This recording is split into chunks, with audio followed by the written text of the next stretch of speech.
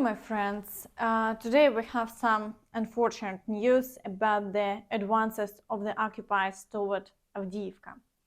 But let's go through everything step by step, starting with the shelling. The occupiers continue to unleash strikes on Kharkiv and the surrounding region. Ми вийшли з квартири, дійшли до автівок і почався обстріл.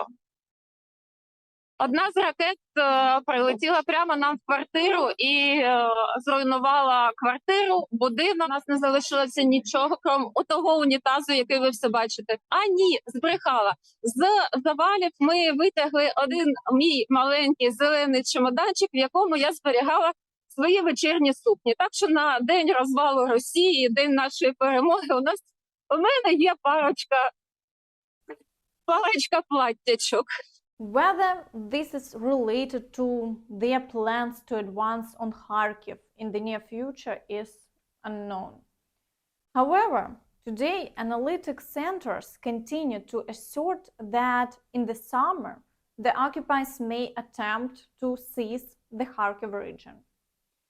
Yesterday evening, they launched missile strikes from Belgorod on Chugmuyov.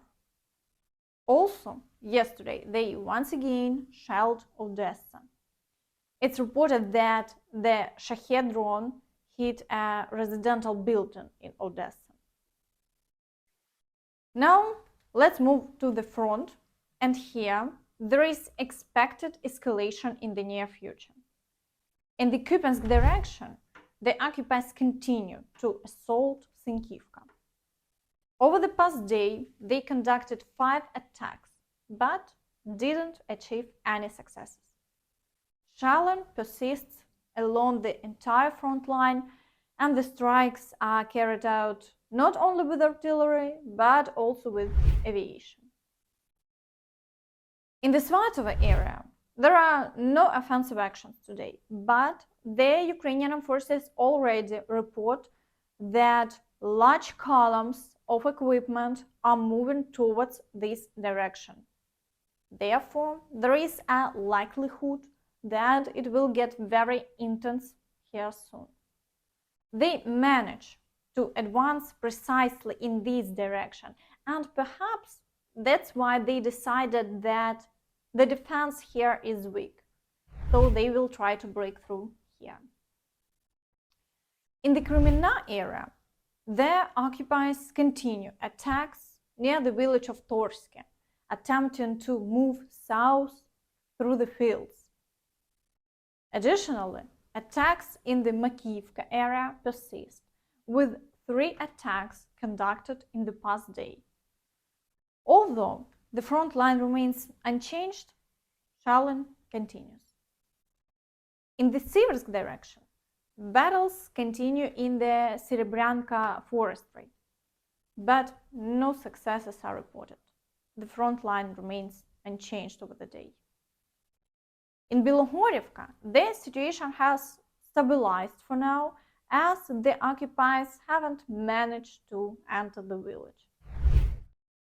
In the Bakhmut direction, the occupiers continue offensive actions on Bohdanivka, as well as on Klishchiivka and Ivanivske. They conducted 5 attacks in the past day, but all of them were unsuccessful. The Ukrainian Armed Forces repelled the attacks, and the front line remains unchanged. Interestingly, today the occupiers are attempting to break through in the area of the village of Synkivka.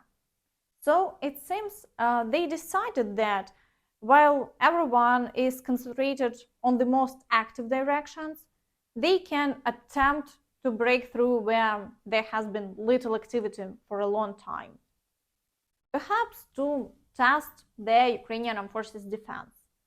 This direction leads directly to Slavyansk, which they failed to reach earlier.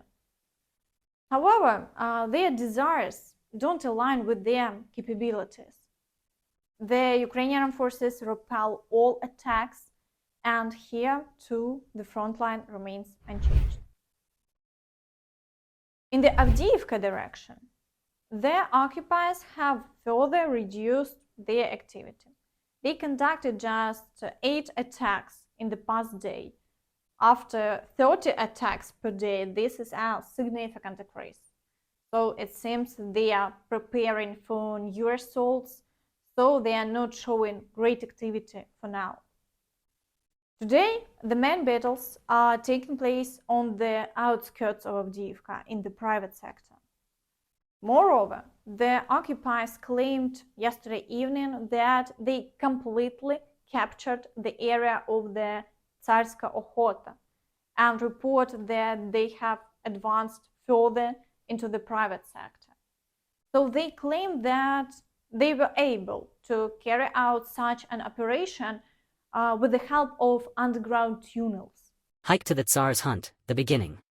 On January 17th, Tigers from military intelligence went through this pipe to the enemy's rear to storm the Tsar's hunt. A few weeks ago, this chimney looked even more apocalyptic, completely flooded and littered with rubbish accumulated over many years of desolation. The first dives into the manhole were so dangerous, since no one knew what condition the pipe was in, and in the event of an emergency, its length would not allow it to be left in time, that the father's commanders of reconnaissance units personally reconnoitered the route, repeatedly going along the manhole to the very end of the pipe, so as not to expose the personnel to risk. The scouts did a colossal, absolutely inhuman job, clearing a hole in the icy water for several weeks, day and night, by hand, without hoists or drilling rigs, to avoid the noise, all for the sole purpose of striking a surprise blow at the enemy.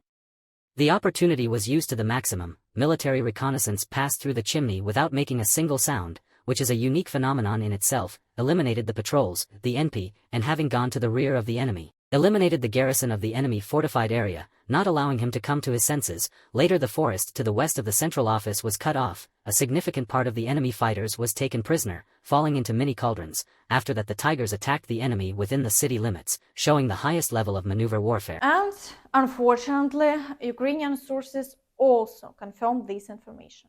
The Russians publish footage from an old underground pipe in which they were able to cut passages and enter the rear of the Ukrainian military nearby in the south of Avdiivka.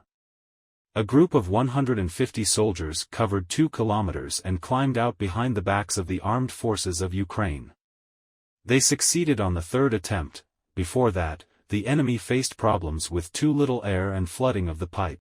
After such reports, I won't be surprised if they are already digging tunnels from Belarus to Kiev or something else. So it seems they're good at it. Battles continue on the southern flank in the areas of Pervomaiske and Nevelske, but the situation there remains unchanged. In the Mariinka area, the occupiers are advancing on Georgiivka and Novomikhailivka. Over the past day, they conducted 9 attacks, but the Ukrainian Armed Forces held their defense, and the front line, as before, remains unchanged. Intense shelling continues along the entire front line, and due to the high activity of the Russians in this direction, Ukraine has started building new defense lines. Ukraine is building a large-scale 3-level line of defensive lines in all directions. Tens of billions of hryvnias have already been allocated for this, says the statement of the Prime Minister of Ukraine. In the Vuhledar direction, there is renewed activation. The occupiers conducted 2 assault operations near Zolota Niva and Staromaiorske, launching airstrikes and heavy artillery shelling along the front line. Although there is no report of any successes so far, the front line remains unchanged. In the Zaporizhzhia direction, the occupiers carried out 1 attack in the Robotina area and continue shelling along the front line.